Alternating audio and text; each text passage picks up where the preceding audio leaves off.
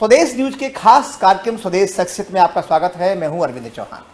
आज हमारे साथ हैं भारतीय प्रशासनिक सेवा के अधिकारी शिवराज सिंह वर्मा जी। सर, आपका बहुत बहुत स्वागत हमारे कार्यक्रम में।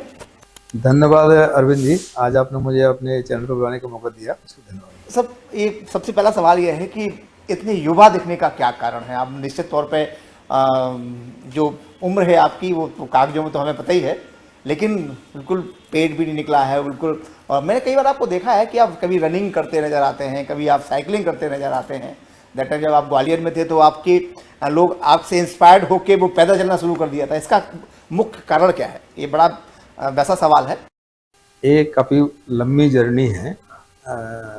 मैंने करीब 10 साल पहले अपने को फिट रखने का एक संकल्प लिया कि मुझे एकदम फिट रहना है। उसके लिए लगातार नॉन स्टॉप काम किया।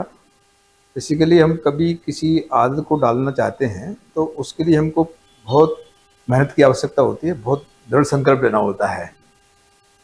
जब वो हमारी उम्र बढ़ती है तो स्वाभाविक है हमारा पेट भी निकलता है और हमारी बॉडी भी काम करना लगभग कम हो जाता है और वो शिथिल होने लगती है। मैंने करीब 2015-16 से अपने आप को फिट रखने के लिए जिम का सहारा लिया। समय समय पर साइकिल चलाते थे। अभी मैं डेली साइकिल के माध्यम से जिम जाता हूँ और जिम में रनिंग वगैरह करता हूँ। पहले रनिंग होती है, फिर जिम करता हूँ, फिर साइकिल से लौट के आता हूँ और मैं दिन भर मेरा ये टारगेट रहता है। वैसे भी कहा जाता है कि स्वस्थ रहने के लिए हर व्यक्ति को कम से कम 5000 कदम डेली चलना चाहिए। तो मैं ये कह सकता हूँ कि मैं 5000 से तिगुने से ज़्यादा, मतलब मैं 17 से 18,000 कदम पिछले 10 साल से चल रहा हूँ। मेरा 12 किलोमीटर से 13 किलोमीटर पर डे का मेरा टारगेट रहता है। मैं सुबह भी एक्सरसाइज करता हूँ, शाम को फिर मैं ये घंटा, किसी से बात करना हो तो मैं मोबाइल बात करूंगा तो मैं चलते चलते बात करता हूँ। मैं रात शाम को भी ये घंटा घूमता हूँ। तो मेरा ये टारगेट है कि अपने को फिट रहने के लिए जितना आप चलोगे, सीधा संबंध है इसका कैलोरी बर्न से।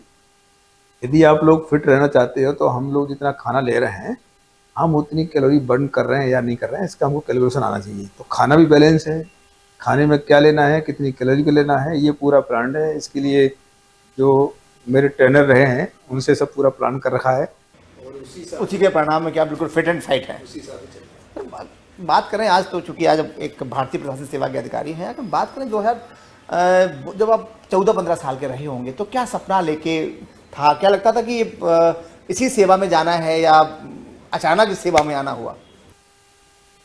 बेसिकली ये आज के समय में तो बच्चों के लिए बहुत आसान है कैरियर चुनना।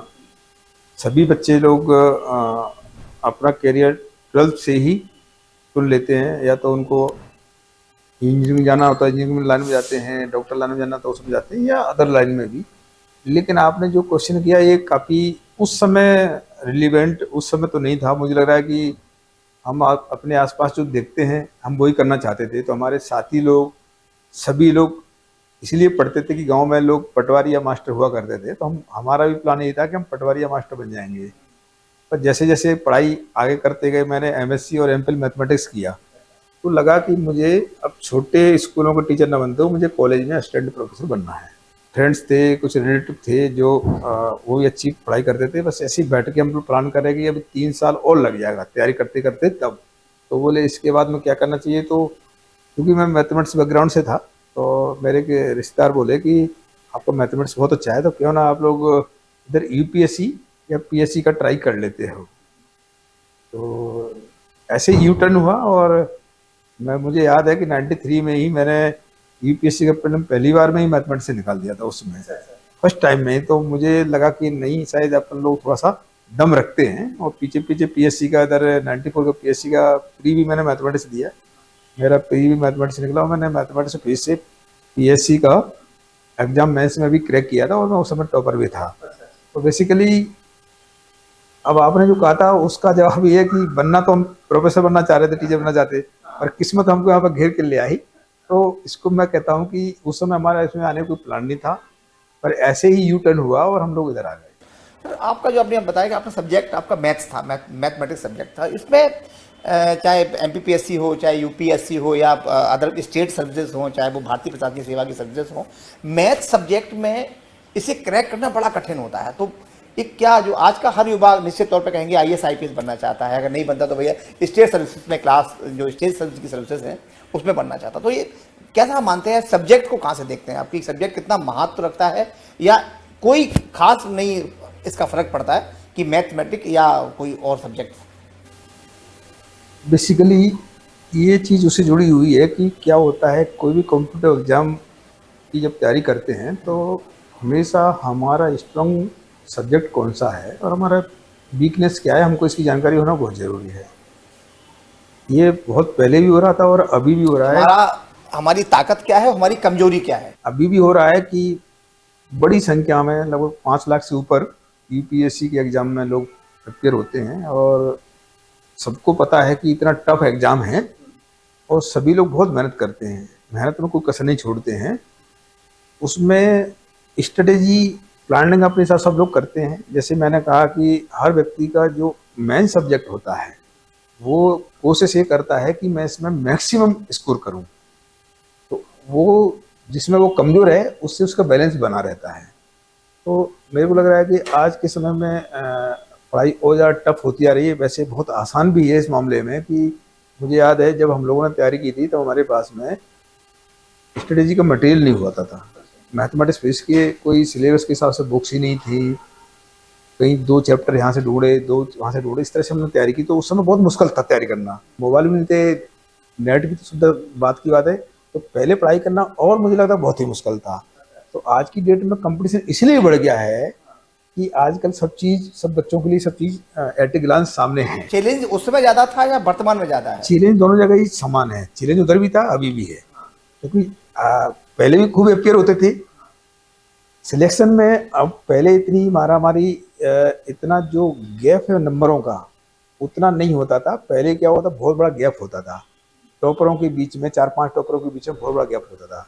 और अब कंपटीशन ज़्यादा इसलिए हो गया है कि अब जो सिलेक्शन की जो मेरिट बनती है उसमें बहुत ज़्यादा डिफरेंस नहीं होता है, क्योंकि सभी के पास में अच्छा मटेरियल है, बहुत स्किल्ड हैं, बहुत मेहनत करने लगे हैं। और चूँकि एक सपना है आईएएस वगैरह, आईएएस आईपीएस बनना, मतलब यूपीएससी के थ्रू आना। मैं देख रहा हूँ बच्चे बहुत मेहनत कर रहे हैं और रिजल्ट तो हम देखते हैं कि हर साल 1000 सीट निकलती हैं, 5 लाख में से 1000 रुपये आगे सिमटना है। तो बड़ा चैलेंज तो है, बहुत चैलेंज है। अच्छा, आपने अगर बात करें बड़वानी, आप कलेक्टर रहे हैं, तो आपका मैंने रुझाव ग्वालियर भी देखा है और जो कई जगह आपकी पदस्थापना रही वहाँ देखा है। पर्यावरण में आपने कई जगह अच्छा काम किया है, तो इसके पीछे लॉजिक क्या रहा है? क्योंकि एक निश्चित तौर पे आप अगर प्रकृति को कुछ देंगे तो ही प्रकृति आपको कुछ वापस करेगी। तो पर्यावरण में आपने क्या क्या काम किए वर्तमान में? बेसिकली इसके पीछे सब कुछ सोच का को रहता है। हम लोग जनरली देखते हैं कि इस पूरे सिस्टम में 2 या 3 तरह के लोग रहते हैं। एक लोग हमेशा चाहते हैं कि ऐसा होना चाहिए, ऐसा होना चाहिए, ये करना चाहिए, परंतु वो करते नहीं हैं, वो पॉइंट आउट करते हैं। ये सबसे पहले इसका पीछे कारण ये था कि जब मैं 2015 में ग्वालियर में एडीएम था तो वहाँ पर जो कलेक्ट्रेट बना हुआ उस पहाड़ी पर ऊपर टॉप पर पौधे नहीं थे, आसपास पौधे थे, ऊपर नहीं थे। तो लोग गाड़ियाँ रखते तो गाड़ियाँ तपती थी। मैं देखता था कि गाड़ियाँ तप रही हैं और वो जब जाते थे तो बड़ा उनको कष्ट होता था। तो वहाँ से मेरा विचार आया, मैंने कलेक्ट्रेट में सबसे पहले वहाँ पे 1 महीने तैयारी करके वहाँ पर 1100 पौधे हमने 1 दिन में लगाए पूरे टॉप पर पहाड़ी पे। तो वो कई पौधे इस समय बड़े बड़े जंगल सा बन गए यहाँ पे और वो बहुत ग्रीन बेल्ट सा अच्छा लगता है। उसके बाद से चूँकि ग्वालियर में रहते हुए मैं उस समय शासन की ओर से आनंद विभाग गठन किया था, तो मैं उसका नोडल ऑफिसर भी था। तो आनंद विभाग का एक सूत्र वाक्य है, आनंद विभाग का जॉय ऑफ गिविंग। इसका सीधा मतलब ये है कि आप जब कुछ भी करते हो, यदि किसी की हेल्प करते हो तो हेल्प करने वाला खुश होता है और आपको भी खुशी मिलती है, डबल फायदा है। तो पूरी पहाड़ी पर हम लोगों ने 1 महीने तक लग करके, हमारे यहाँ पे एक एसडीएम थे लोकल में, मैंने ये काम उनको दिया गया था, उन्होंने 1 महीने तक लगातार जेसीबी से गड्ढे वगैरह पूरा करके, बढ़िया हार्ड रोक था पहाड़ी, मतलब हार्ड थी, तो बहुत मेहनत करनी पड़ी। तो उस पूरी पहाड़ी का प्लान किया गया, 30,000 पौधे 1 दिन में लगाने का प्लान किया गया 1 दिन में। तो पूरी पहाड़ी पे लगातार गड्ढे खोदे गए, उसमें खाद की व्यवस्था, मिट्टी की व्यवस्था पहले सब कर ली गई थी। और पौधे भी आंध्र प्रदेश में एक नर्सरी से 6, 7, 8 फुट के बड़े बड़े बड़ के, नीम के, पीपल के, अन्य प्रजाति के पौधे वहां से बुलाए गए थे और उसका स्वरूप दिया गया उसमें पूरी जनता को इसमें जोड़ा जाए। तो सब जिले वासियों से और शहरवासियों से अपील की गई, जनप्रतिनिधियों से, सब अधिकारियों से, सब उसमें शामिल हुए। हजारों की संख्या में लोग शामिल हुए और उस पहाड़ी पर पौधे लगाए। पौधे लगाने से पहले उनकी सुरक्षा के इंतजाम पहले ही कर लिए गए। पूरी पहाड़ी की पहले हमने बैरिकेडिंग की गई। उस समय जल जीवन मिशन जो चल रहा था पूरे देश में ही, जिसमें हर घर नल से जल, तो जितने उससे कॉन्ट्रैक्टर थे उनसे हम लोगों ने रिक्वेस्ट करके पाइप लिए गए। अच्छा, इसमें इन्वेस्टमेंट कहाँ, जो पैसा खर्च हुआ वो कहाँ से है? वही मैं आपको बता रहा हूँ कि जल जीवन मिशन के जो कॉन्ट्रैक्टर थे उन्होंने पाइप डोनेट किए गए। बड़वानी जिले में खेती होती है इससे ड्रिप सिस्टम के माध्यम से, तो जो ड्रिप के सप्लायर थे उनसे ड्रिप की व्यवस्था की गई। लोग, काम करने वाले लोग हमारे पास ऑलरेडी वहाँ पे थे ही, तो सामग्री मिलती गई। काम करने वाले लोग वहाँ पे ऑलरेडी थे, तो टंकी बनाने वाले मजदूर लगा करके कोई सीमेंट दे रहा है, कोई गिट्टी दे रहा है, कोई लोहे का सरी दे रहा है, मतलब इस तरह से सब लोगों ने मिलकर उसकी व्यवस्था की गई। गवर्नर सर मंगू पटेल जी जब वो पहाड़ी पर एक बार उन्होंने विजिट किया तो उन्होंने हमारी बड़ी तारीफ करी थी कि भाई बहुत अच्छा काम किया हुआ, लोगों ने मिलकर अच्छा काम किया हुआ है। तो उन्होंने एक मुझसे ये भी कहा था कि करण साहब, यदि आप लोग इससे कुछ लोग कुछ भला कर दो, उनको पीएम आवास दिलवा दो, तो शायद ये बहुत अच्छा काम होगा। तो वो हमारा पहले से ही चल रहा था, पर गवर्नर साहब ने जब वो चीज़ कही हमको, तो हमने उसको फिर मिशन के रूप में लिया। उसमें 66 परिवारों के लिए मैंने पीएम आवास सेंक्शन कराए। पीएम सेंक्शन करा के वो बनाने की स्थिति में नहीं थे, बुजुर्ग हैं, मतलब काम करने की स्थिति में नहीं थे। तो मैंने एक कॉन्ट्रैक्टर को पकड़ा, उनसे बात करके हम लोगों ने जनसहयोग भी कराया। 2.5 लाख पीएम आवास के मिले और लगभग 2.5 लाख का जनसहयोग और हुआ। और उनकी एक पूरी कॉलोनी खड़ी की गई। कॉलोनी में वहाँ सड़क है, नाली है, घर तो पक्के बने ही हुए हैं। उनकी बकरी को बांधने के लिए पीछे वो पूरा वो भी बनाया गया उसमें, तो काफ़ी बेहतरीन वो हुआ। तो पूरा एक्चुअल में हुआ ये था कि काम शुरुआत हुआ वृक्षारोपण से, और उस पूरी कॉलोनी को, पूरे एरिया को इतना और व्यवस्थित कर सकते हैं। तो उसमें कुछ लोग वहाँ पे दरी बनाते हैं, वो बहुत अच्छी क्वालिटी दरी बनाते हैं। उनकी दरी का प्रदर्शन करके बेचने के लिए हमने वहाँ पे एक शोरूम बनाया गया, बढ़िया है, एक क्लास का। पूरी पहाड़ी को, मतलब उसमें जितने गवर्नमेंट की जितनी स्कीम है उनका प्रमोशन करने के लिए भी उसको रखा है, क्योंकि सरकारी लोग जब उसमें जुड़े तो सरकार की योजना का प्रमोशन करने का उससे तरीका हो नहीं सकता है। जिले के सारे बच्चे, स्कूल के बच्चे बसों से भर भर के उसकी स्टडी करने आते हैं, पिकनिक मनाने आते हैं, क्योंकि वो पूरे जिले में उससे अच्छा कोई स्थान नहीं है। वहाँ पे खाने पीने का अरेंजमेंट भी है। जंगल हुआ करता था, खाली जगह थी पूरी पहाड़ी उस समय, तो कुछ था ही नहीं वहाँ पे, मतलब कोई जाते नहीं था। कितना समय लगा इस सब करने? ये पूरा 6 महीने हुआ अच्छा, नॉन स्टॉप। उस पहाड़ी तक हमने एक दूसरी रोड भी बनाई गई, एक वेलकम गेट बनाया गया, उसमें इतने प्रकल्प जोड़े गए क्योंकि उसमें उस तक जाने का रास्ता नहीं था, घूम के आना पड़ता था लोगों को। तो हमने मेन रोड से उसको कनेक्ट करके एक रोड बनाया गया। तो ये बहुत अच्छी उपलब्धि आपकी रही। मुझे लगता है कि वो शायद मेरी लाइफ का सबसे बेस्ट काम लगा। क्या बात है, क्या बात है। ये तब, और चूंकि आप जिस खुशी से बता रहे हैं तो निश्चित तौर पे आप अपने आप में लगता होगा कि मैंने समाज के लिए बहुत कुछ किया है। सर, एक मेरा बड़ा छोटा सा सवाल है, आईएएस IPS हूँ और एक अक्सर आपने खबर देखी होगी कि फला MPPSC पास आउट ने या किसी SDM ने या किसी अधिकारी ने सुसाइड कर लिया। तो आपको क्या लगता है इतनी बुद्धि के बाद ये सब होना, कहाँ कमी पाते हैं आप? मैथमेटिक्स के स्टूडेंट हैं, आपने कोई इजाद भी किया है, तो क्या इसमें कुछ उसे जोड़ा जा सकता है? बेसिकली ये आज के समय में एक बहुत बड़ी समस्या है कि जितना हम तेजी से विकास कर रहे हैं उतना तेजी से हमारे विचारों में नेगेटिविटी भर रही है। क्योंकि सामान्य तौर पर हम लोग पाने की दिशा में तो कोशिश करते हैं, हाँ, पर असफल होने का हम लोग कोई तैयारी नहीं करते। अच्छा। कि हम यदि किसी चीज़ में बैलेंस कैसे करें, तो जैसे कि आपने जो कहा है, मैंने काफ़ी चीज़, मैं अच्छी बुक्स ही पढ़ता हूँ और मेरे दिमाग में कुछ चीज़ आती है। मैं मैथमेटिक्स का आदमी हूँ, तो एक बोर्ड मास का फॉर्मूले के बारे में आपने नाम सुना होगा। क्या नाम? पूरा बोर्ड मास। हाँ, बोर्ड मास अंकगणितीय सवालों को हल करने का फॉर्मूला है। यदि कोई भी गणित का छोटा सवाल करना हो तो उसमें B for bracket, O for of, D for division, M for multiplication, A for addition और S for subtraction. BODMAS मतलब इसको हिंदी में भी मुझे याद है, जब मैं 1980 में प्राइमरी में था तब मैंने हिंदी में एक दुआ पढ़ा था, वो मुझे अभी तक याद है। उसको हिंदी में भी इस तरह से बोलते हैं कि काक करके पुन भाग कर, फिर गुण ले सुजान, ता पीछे धन ऋण कर, भिन्न रीत यही जान।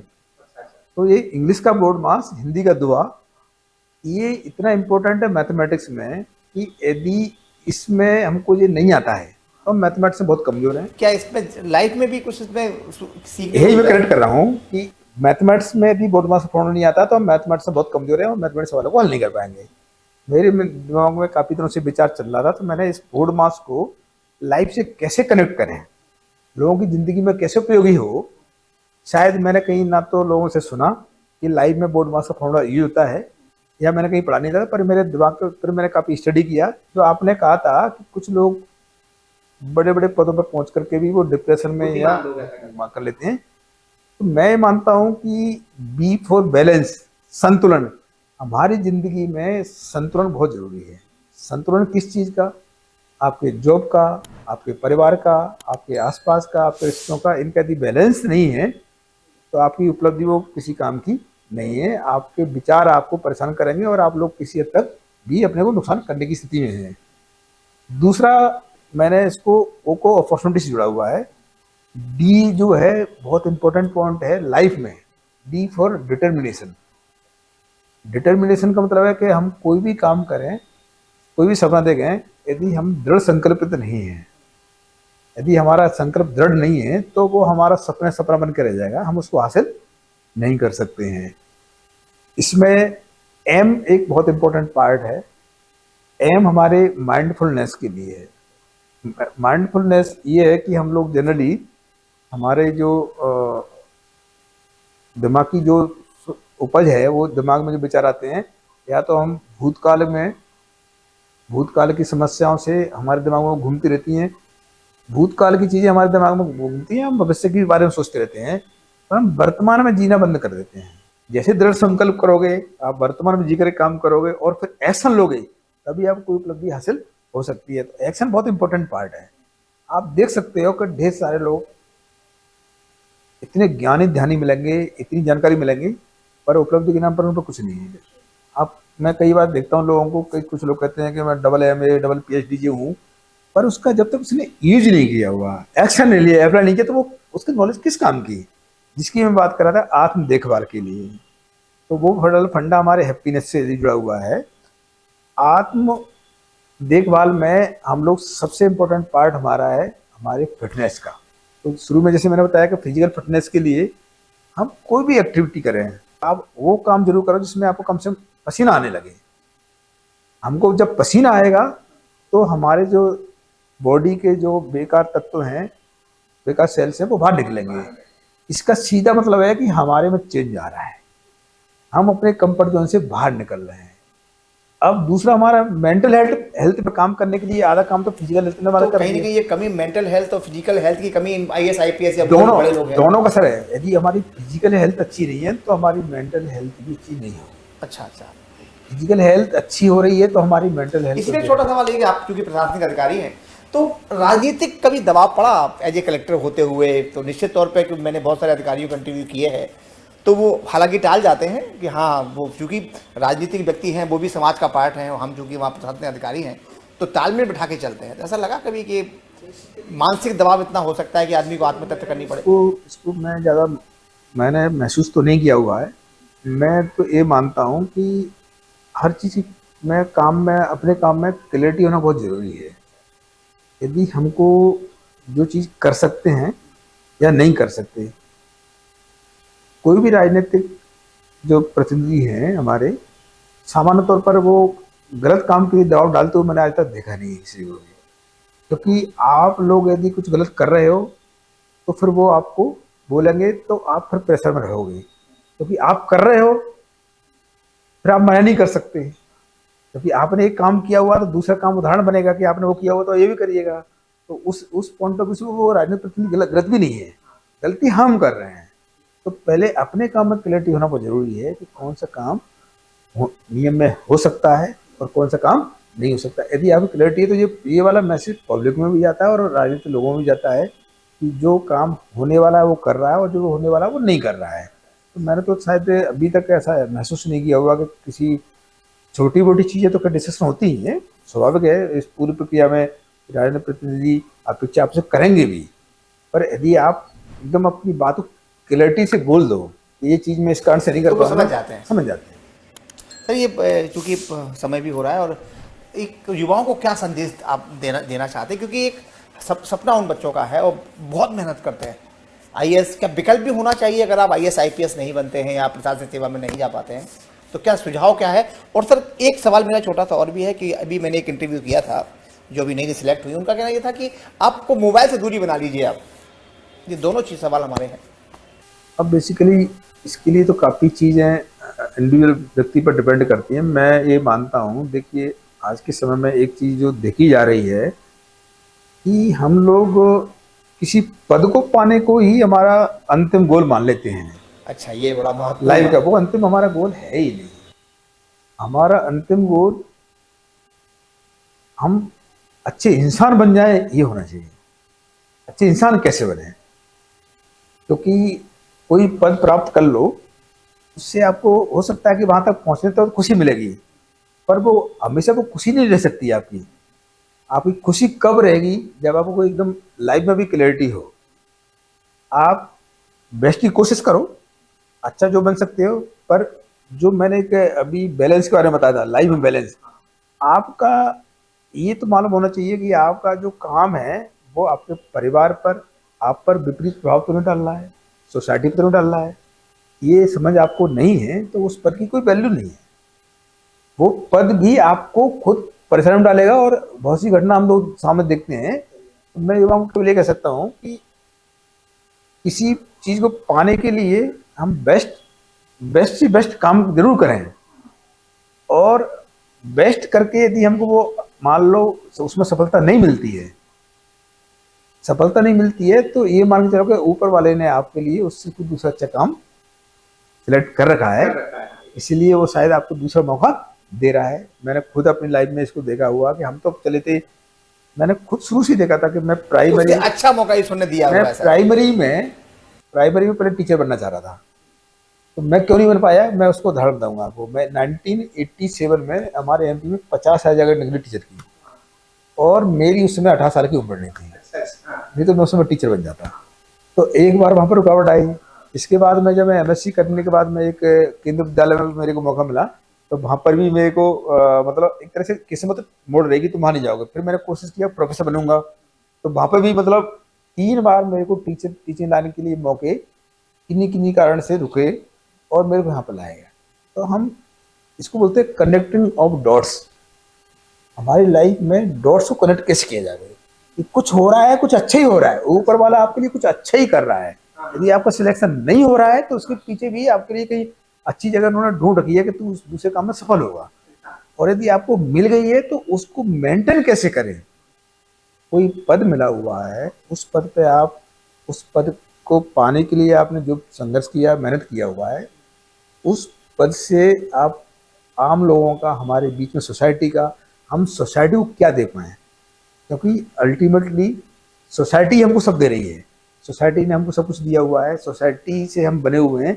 अब हमारी बारी सोसाइटी को लौटाने की है। समाज को क्या है? लौटाना है, समाज को लौटाना है कि हम जिस पद पे आ गए हुए हैं उस पद पर आकर के हम लोग यदि उसके अनुरूप काम न करें तो वही समाज गाली देता है कि भाई बंद तो गया पर हमारे काम में नहीं आ रहा है। मेरे को लगता है कि ये युवा पीढ़ी को भी ये समझना बहुत जरूरी है, क्योंकि मुझे ये चीज़ समझ में आ रही है। बता रहा हूँ कि जब उस समय हम पढ़ते थे तब हम लोग सब गांव की पृष्ठभूमि के और सभी लोग गवर्नमेंट स्कूल में पढ़े हुए थे, पुराने ऑफिसर।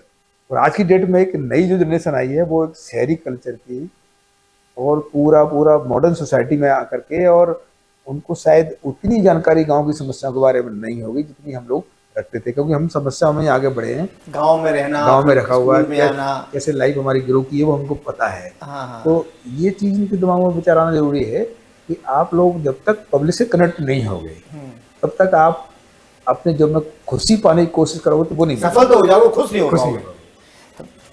नमस्कार, हमारे साथ थे आईएएस ऑफिसर शिवराज सिंह वर्मा ने बड़े अपनी अनुभव की बात कही और कहा कि हम तो टीचर अध्यापक बनना चाहते थे लेकिन प्रकृति हमें कहीं और ले गई, किस्मत कहीं और ले गई। इसलिए उन्होंने ये भी कहा है कि अगर आप यूपीएससी का एग्जाम देने जा रहे हैं या एमपीपीएससी या किसी भी स्टेट सर्विसेज का या इंडियन सर्विसेज की आप वहाँ जा रहे हैं तो आप उसमें एक विकल्प भी रखिए गोल आपका सफल होना चाहिए, खुश होना चाहिए। नौकरी तो आती जाती रहती है, ईश्वर ने अगर आपको नहीं बनाया तो आप तय मान लीजिए कि उन्होंने कुछ ही बेहतर काम के लिए आपको रखा है। आपका वैसे बहुत बहुत धन्यवाद। आपने हमारे युवाओं को संदेश देने की कोशिश की। ये जो हमारा ये कार्यक्रम है, ये युवा बहुत देखते हैं, और चूंकि वो युवा वो देखते हैं जो IAS IPS की तैयारी कर रहे हैं सफल होने के लिए।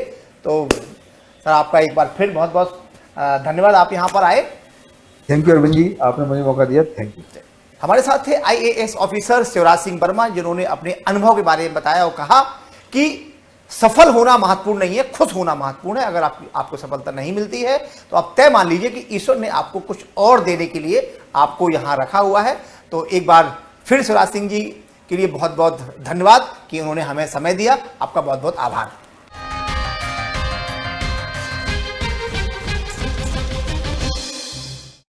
और ऐसी ही ताजा खबरों के लिए लाइक, फॉलो और यूट्यूब पर सब्सक्राइब कर बेल आइकन जरूर दबाइए। और हर अपडेट के लिए विजिट कीजिए स्वदेशलाइव.com।